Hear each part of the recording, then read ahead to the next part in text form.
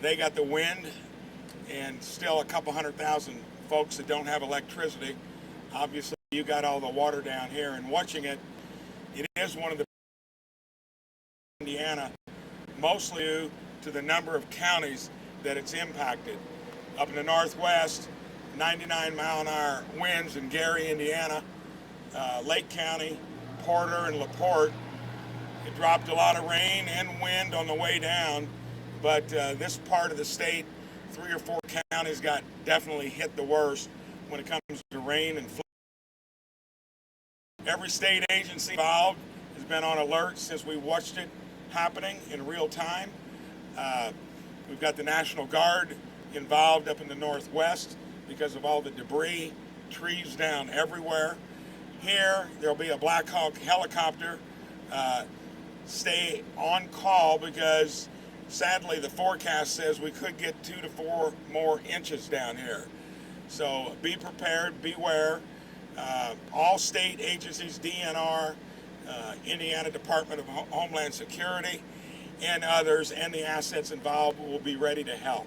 So these don't come along often, but when they do, it's a time for local governments to shine and our state government to get everything back to normal.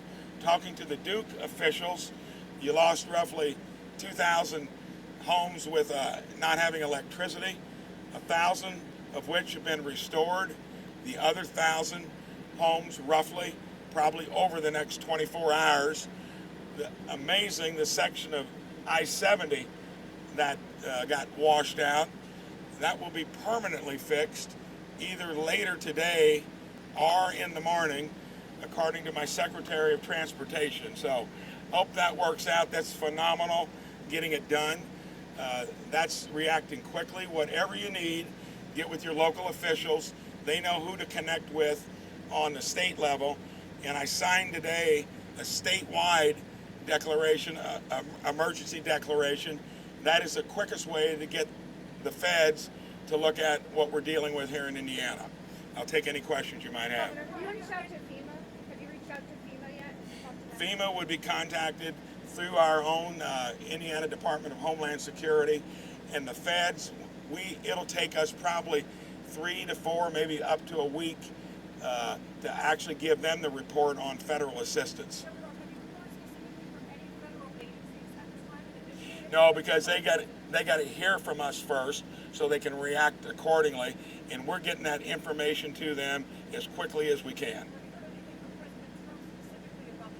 Not heard from him directly, no. Governor, when you talk to the locals in there about what they need and what they're going through, what did they tell you? What are they looking at? Commend them for the job they've done because they're always going to be the first point of contact. Since we could see this coming, unlike a tornado that might surprise you because you know there was a watch but not a warning, and there were 2 tornadoes associated with this system, but they were up in the northwest. Here we had time to see it. We never thought you'd have this much rain. I don't think that was in the forecast, not to mention that there could be more. So we've had time to react to it so far. I think everybody's done a good job. As of this morning, IDHS says Indiana 211 is accepting damage reports in 6 counties. Has that number gone up, or are you expecting that number to change? Is Jonathan here with the? Go ahead. Yeah, good afternoon. I'm Jonathan Whittam with Indiana Homeland Security. 211 is activated for multiple counties, but that's constantly changing. So what I would recommend for counties that have been impacted, reach out to 211 either online or through the phone to see if your county has been activated. But we will constantly be changing that and updating that as more counties request that assistance. What do we know about the total cost of damage to that stretch of I-70 westbound in Wayne County and State Road 38 west of Bakerstown? Have an estimate on the damage there? Well, whatever the cost is going to be, it would be within our capability easily to bear that. The speed at which we're getting it fixed is notable. I didn't think there'd be any way you could replace that kind of gap in pavement and do it in a permanent way other than a temporary way. So that is in process currently.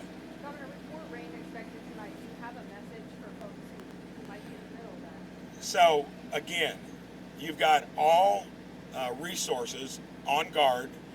most of the water has gotten away. You can still see where there are pockets of it, and there are going to be a number of homes here and businesses that can't be lived in, or you can't be there in business until they get fixed up. That'll affect the power getting to them. But hopefully we'll miss 2 to 4 inches of rain, but all the resources are already on guard to be able to react to it. I mentioned earlier, we're going to keep a Black Hawk helicopter here in case we need it for any search or retrieval or rescue. So it's about as highly alerted as you can be for something that might occur on the back of a bad episode. What are you hearing from users who have been flooded out of their homes or businesses and damages as a result of this? What you're hearing from them mostly is help us, do it quickly, and I think we've responded to the task. The difference about this versus a tornado is we could see it coming. Unanticipated, like I said earlier, that is more rain that you're going to get in probably 100 years. Can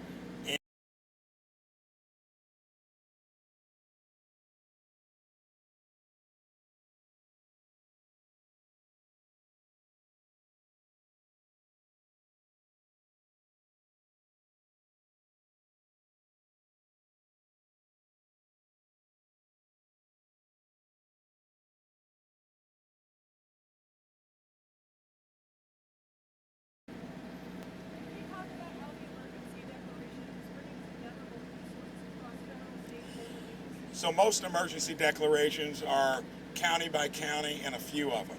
And that's because you're, as a rule, not going to have a storm system that wreaks havoc over a 200-mile distance.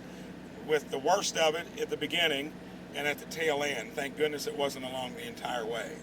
So that is different, and we've, I think, done a good job, because when you've got that much damage in so many places, of course, some folks are going to wonder why you're not getting there quick enough.